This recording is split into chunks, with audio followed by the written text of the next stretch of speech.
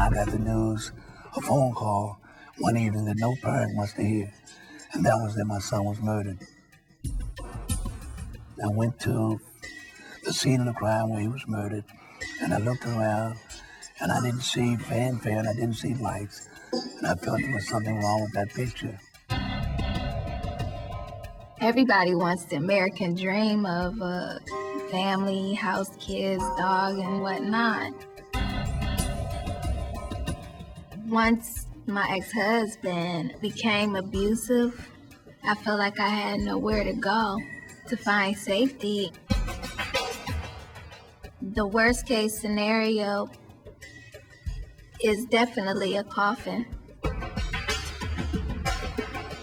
The man who shot me and paralyzed me will be out in 20 years. He'll be out, but I'll still be in a wheelchair. 35 years ago, justice was a very different concept from what it is today. It had very little to do with the victim of the crime. It was all about the state and the criminal. The victim had no input into the process at all. It was very different. It is evolving. It is bringing victims the ability to make changes in our system. Before the ambush took place, I thought justice worked in a vacuum. That is not what I believe justice is now. Justice cannot work unless everybody works together. You have to believe in it. You have to be willing to participate. My husband was killed in the Pentagon attack on September 11. I had a chance to be a witness, to go to the U.S. District Court in Alexandria to testify and to have a voice in the process.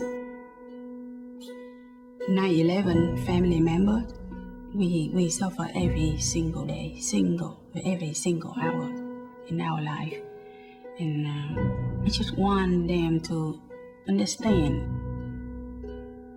We need to continue to advocate that crime victims' rights are upheld in every court and every time they go to the parole board and with the police, and that it doesn't fall short for any crime victim.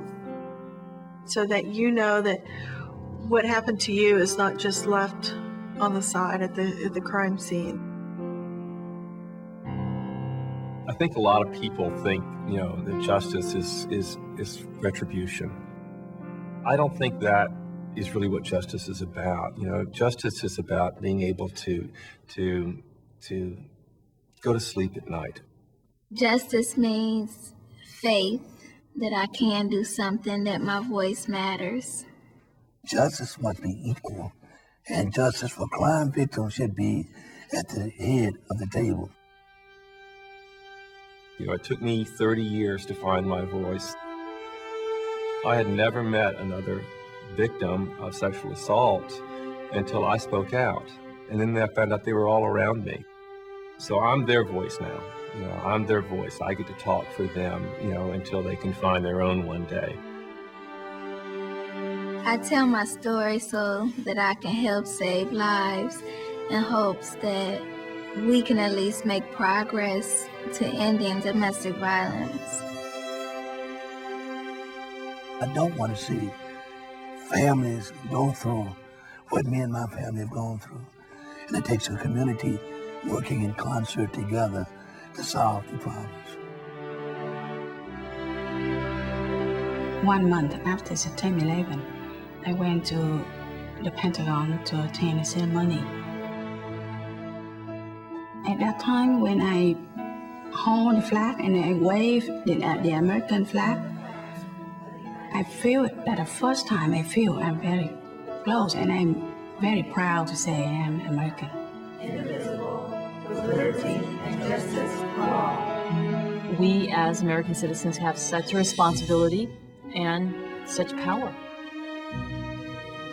To be victimized by a crime, it affects my family, it affects families of my son's friends, it affects his children, it affects their children, it affects the community.